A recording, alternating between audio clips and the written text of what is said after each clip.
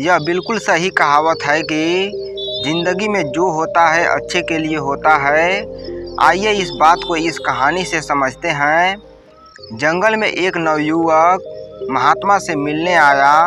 वह काफ़ी दुखी था और रो रहा था। महात्मा उस नवयुवक को समझाते हैं कि तुम जीवन में चिंता ना लो, जो कुछ भी हुआ सब अच्छे के लिए हुआ। नवयुवक गुस्से में कहता है, आप कैसी बातें कर रहे हैं? मेरा सब कुछ लूट गया। लुटेरों ने मेरी हर एक चीज़ लूट ली और अब मेरे पास घर जाने के लिए कुछ भी नहीं बचा। यह मेरे साथ अच्छा कैसे हुआ? यह मेरे साथ बहुत बुरा हुआ है और यह बुरा ही है। आप इसे भला कैसे कह सकते हैं कि मेरे साथ अच्छा हुआ है? दरअसल वह युवक जंगल में भ्रमण के लिए निकला था। जंगल में घूम रहा था, लेकिन लुटेरों ने उसका सामान छीन लिया और उसे निहत्था छोड़ दिया। महात्मा जी कहते हैं, मैं तुम्हें इस बात को एक कहानी की मदद से समझाता हूँ। आओ इस कहानी को तुम ध्यान से सुनो, क्योंकि यह कहानी तुम्हारी ज़िंदगी बदलने वाली है। नमस्ते दोस्तों, एक नई वीडियो में आपका स्वागत है। महात्मा जी ने नवयुवक से कहा, एक समय की बात है, एक बार एक गांव में भयंकर बाढ़ आई। इतनी तेज बाढ़ आई कि सब कुछ बह गया। उसी गांव में एक किसान का बहुत गरीब परिवार रहता था, जिनके पास खाने को कुछ नहीं था। उसके पास थोड़े बहुत अनाज की वस्तुएं थी, लेकिन बाढ़ में वह सब बर्बाद हो गई और जो कुछ बचा था सब नष्ट हो गया। उस किसान का एक लड़का था। लड़के ने कहा, कोई बात नहीं है पिताजी, बह गया तो बह जाने दो, जो हुआ अच्छा हुआ। किसान को बहुत गुस्सा आया। कहा, तू कैसी पागलों जैसी बातें कर रहा है? मेरा सब कुछ छीन गया। यहाँ पे खाने को मेरे पास अनाज नहीं है और रहने को जो भी हमारे पास घर था वह बाढ़ में बह गया। इसमें अच्छा क्या है? यह सब कुछ बहुत बुरा हुआ है। किसान को बहुत गुस्सा आया और उसने लड़के को घर से भगा दिया और बोला, तू यहाँ से चला जा, तू यहाँ रहने लायक नहीं है। लड़का रोते हुए वहाँ से चला गया, लेकिन शाम हो गई और लड़का अभी तक घर नहीं आया।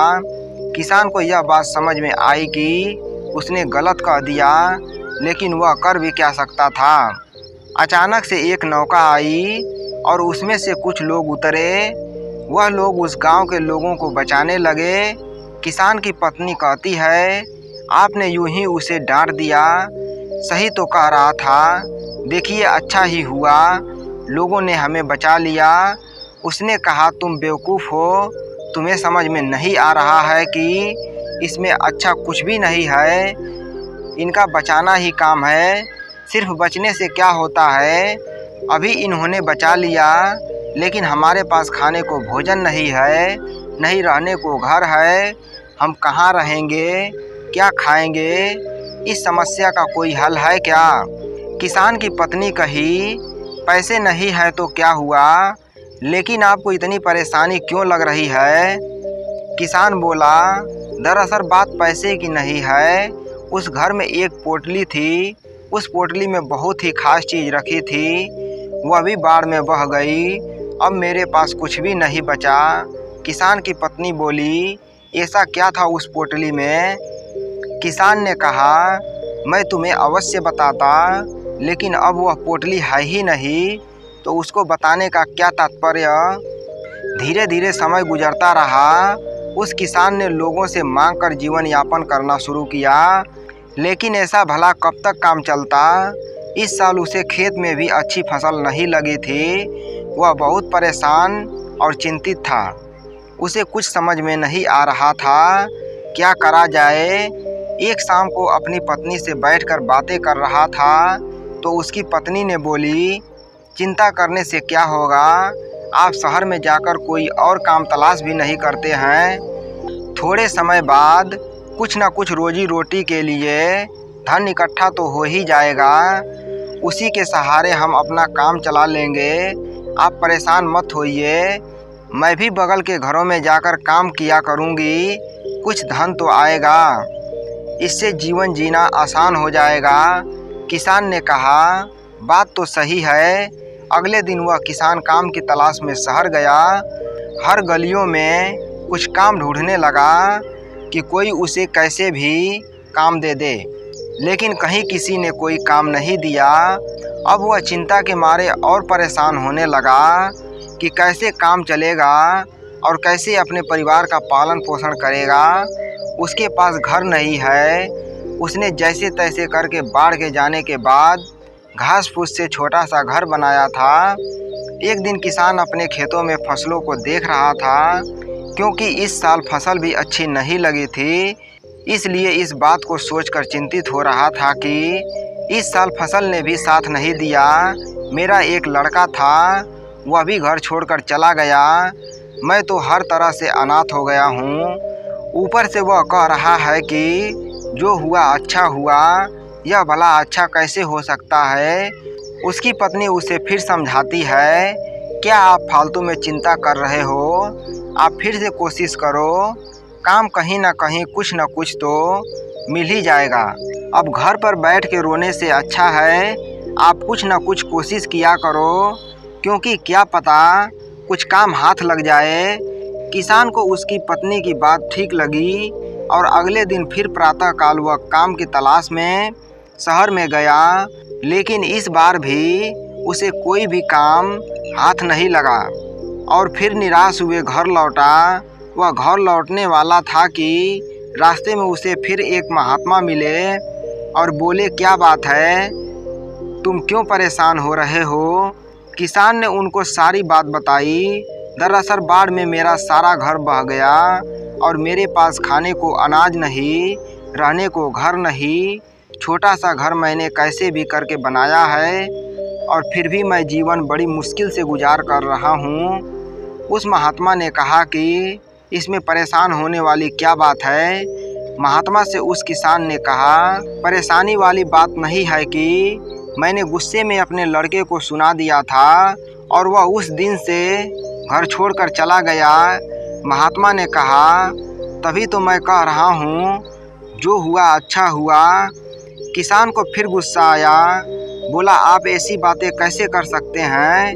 मैं इतना परेशान हूँ, मेरा सब कुछ छिना हुआ है, मेरे पास खाने में कुछ भी नहीं, मेरा लड़का भी मेरा साथ नहीं दिया और वह भी घर छोड़कर चला गया। इसमें क्या अच्छा है और क्या अच्छा हो सकता है? यह तो हर तरह से बुरा है।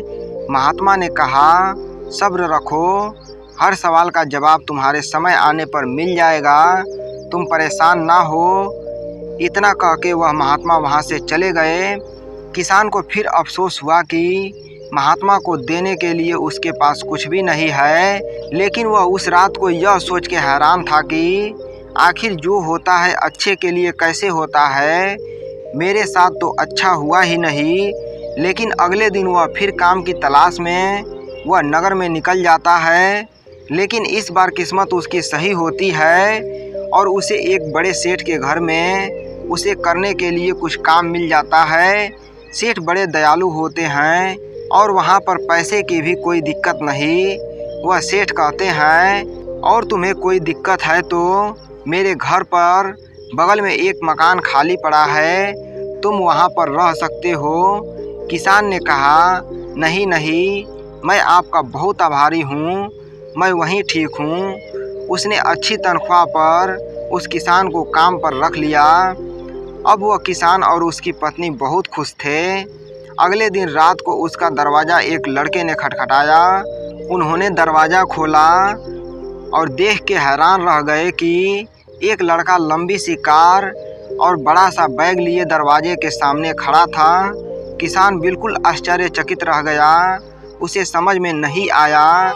किसान बोला, कौन हो? लड़के ने बोला, पापा मैं हूँ आपका बेटा। वह हैरान रह गया, आखिर यह कैसे हुआ, यह क्या चमत्कार है? लड़के ने बोला, आपने घर बदल लिया, हमें बताया नहीं। मैंने गांव वालों से पूछा तो उन्होंने बताया कि अब हमारा घर यहाँ पे है। दरअसल मैं उस दिन यहाँ से निकलकर दूर शहर में काम की तलाश में निकला था और मुझे वहाँ पर काम मिल गया और मैं वहीं पर व्यापार करने लगा। और उस व्यापार में मुझे बहुत मुनाफा हुआ और आज उसकी बदौलत मैं आपसे मिलने आया हूँ। और मैं आपको बता दूँ, मैंने शहर में एक और घर बनवा लिया है। किसान खुशी के मारे कूदने लगा। उसे समझ में आ गया। लड़के ने कहा, पापा मैंने कहा था ना, जो होता है अच्छे के लिए होता है। अगर उस दिन बाढ़ नहीं आई होती और यह सब कुछ बहा नहीं होता तो क्या पता यह बात मैं आपसे बोलता नहीं। अगर यह बात मैं ना बोलता तो आप मुझे घर से बाहर नहीं भगाते और ना ही मैं रोजगार के लिए शहर में तलाश करता। किसान ने कहा, हाँ मुझे यह बात समझ में आ गई। यह बिल्कुल सही बात है। देखो उस बाढ़ की वजह से मुझे भी एक बड़े घर में नौकरी मिल गई है। यानी अब डबल मुनाफा, डबल पैसे और हर तरह से फ़ायदा ही फ़ायदा। हम तो माला माल हो गए। किसान और लड़का ज़ोर ज़ोर से उछलने लगे। कहानी के बाद महात्मा ने उस नवयुवक को समझाया, ज़िंदगी में एक बात याद रखना, इंसान की सोच बहुत बड़ी नहीं है कि वह कुदरत के फैसले को नहीं समझ सकता और ना यह जान पाता है कभी भी उसके साथ जो हुआ अच्छे के लिए हुआ है। वह सिर्फ आज को देखता है कि उसके साथ बहुत बुरा हुआ। लेकिन सच में देखा जाए तो अगर अच्छी नीयत और मन साफ है तो कभी किसी के साथ बुरा नहीं होता। महात्मा ने उस नवयुवक को समझाया कि ज़िंदगी में जब भी तुम्हारा बुरा वक्त आए तो एक बात याद रखना कि यह वक्त गुजर जाएगा। इस बात को तुम याद कर लेना कि समय कितना भी बुरा हो, तुम्हारी ज़िंदगी में कितने भी दुख या मुसीबतों का पहाड़ क्यों ना हो, एक समय बाद सब ठीक हो जाता है और सब आसान बन जाता है। बस वह समय बुरा होता है।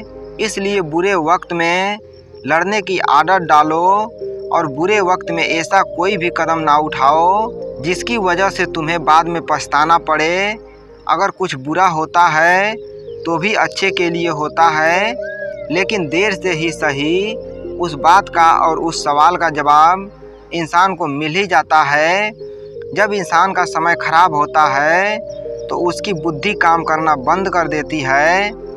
इंसान का समय खराब होता है लेकिन समय ठीक भी हो जाता है। तब उस नवयुवक ने कहा, लेकिन यह सब तो ठीक है, लेकिन मेरा तो सब कुछ चोरी हो गया। इसमें अच्छा क्या है? अब तो मेरे पास कुछ नहीं है, मैं घर कैसे जाऊंगा? महात्मा ने कहा, दरअसल मुझे एक जंगल में कुछ मिला था, यह लो। तब महात्मा जी ने उसे एक चमकदार और चमकीला पत्थर दिया और कहा, तुम इसे ले जाकर नगर में बेच सकते हो, क्योंकि यह मेरे किसी काम का नहीं है और मैं इससे कुछ नहीं कर सकता। उस लड़के को भी यह बात समझ में आ गई कि बात तो सही है। अगर मेरा सामान जंगल में चोरी नहीं होता तो मैं महात्मा के पास नहीं आता, और जब मैं महात्मा के पास नहीं आता तो मुझे पत्थर कभी नहीं मिलता।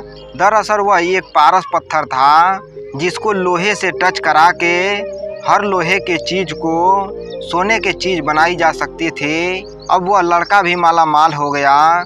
दोस्तों, अगर यह कहानी आपको अच्छी लगी हो तो इस वीडियो को लाइक करें और ऐसी और कहानी सुनने के लिए सानंद स्टोरी चैनल को सब्सक्राइब करें। तब तक मिलते हैं हम आपसे ऐसी ही एक और मोटिवेशन से भरी कहानी के साथ अगले दिन। धन्यवाद दोस्तों।